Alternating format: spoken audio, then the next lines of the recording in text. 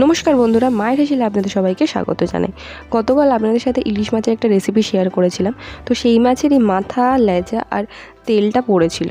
তো মা আজকে ঠিক করলো যে মাছের মাথা দিয়ে একটা চচ্চড়ি করবে নানা রকম সবজি দিয়ে। তো সেইটারই রেসিপি আপনাদের সাথে শেয়ার করছি। চলুন তাহলে শুরু করা যাক। সবার প্রথমে এখানে কেটে রাখা আছে পুঁই শাক ডাঁটা, অল্প পরিমাণে গাজর, একটু পটল, একটু আলু আর কুমড়ো আর অল্প পরিমাণে পেঁয়াজ কুচি।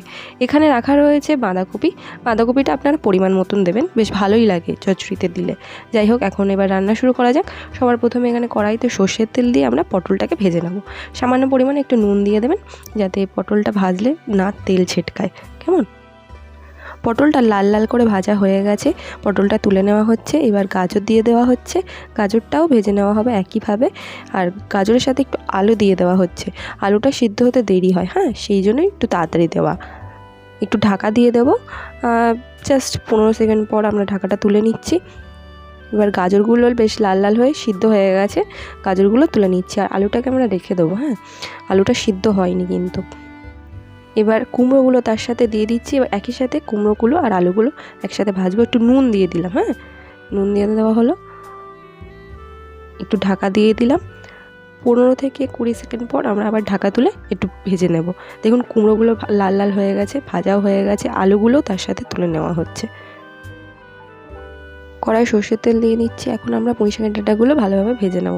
একটু নুন দিয়ে নেবেন যাতে তেল না ছিটকায়। একটু ভাজা ভাজা করে নেব, নিয়ে একটু ঢাকা দিয়ে দিলাম। 10 থেকে 15 সেকেন্ড পর দেখবেন পুঁই শাকের ডাঁটাগুলো ভালোভাবে ভাজা ভাজা হয়ে গেছে। এবার আমরা বাঁধাকপিগুলো দিয়ে দিচ্ছি। একটু নুন দিয়ে দেবেন, ব্যাস একটু নেড়ে চেড়ে নিয়ে ঢাকা দিয়ে নেবেন।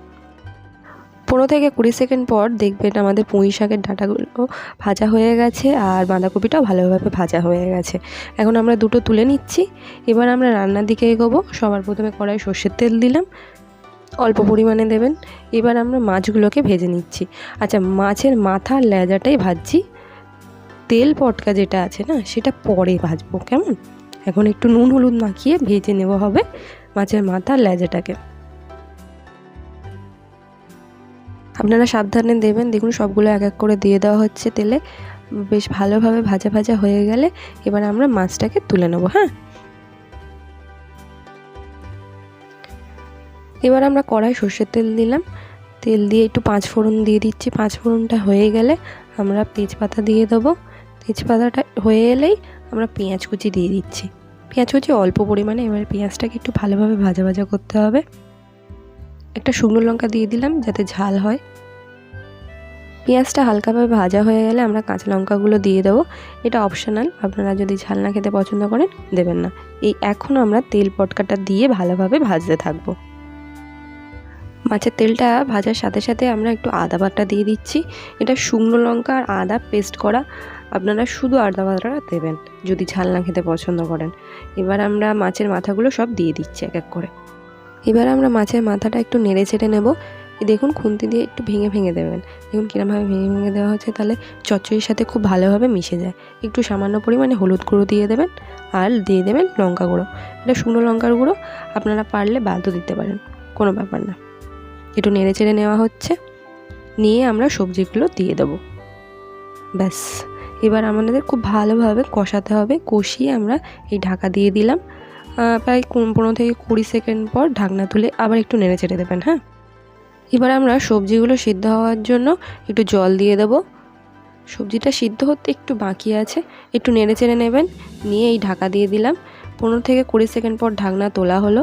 দেখবেন সবজি পুরো সিদ্ধ হয়ে গেছে। এখন আমরা একটু জিরে মরিচের গুঁড়ো ছড়িয়ে দিয়ে একটু নেড়ে চেড়ে নেব। ব্যাস আমাদের চচ্চড়ি রেডি।